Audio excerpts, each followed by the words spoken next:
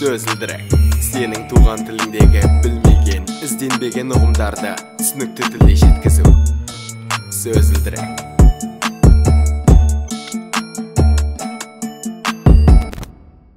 Сәлем достар, ауа райы салқындады, сондықтан жылыну үшін жұптарыңмен ғана емес, бауырластарыңмен де уақыт өткізуге болады.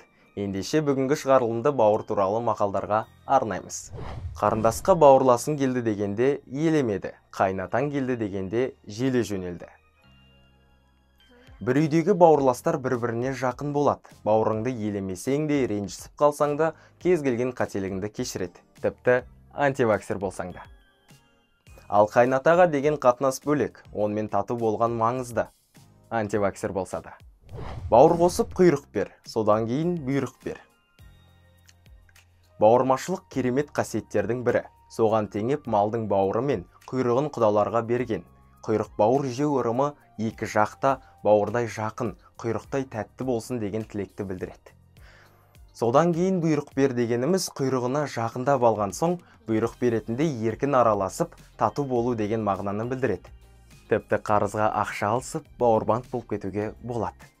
Таста тамыр жоқ, ханда бауыр жоқ. Таста тамыр болмайды, тамыр тірі ағзаға тән, ал ханда бауыр жоқ деген әділдікті және теңдікті білдіреді. Заң алдында бәрі тең.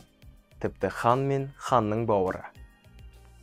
Яғни айтарым, бауырмашыл болған жақсы, бірақ қатты қуып кетпей, туысқаның мен әділеттіктің екі арасында әділеттікті таңдау керек, депті бір ақылды шенеунік.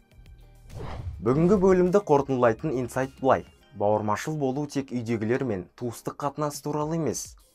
Өйткені әр қазақ менің жалғызым, бауырбанд болу парызым дегенде қанатты сөз бар. Сіздермен болған Әмір Өсерхан, келесі кездескенше.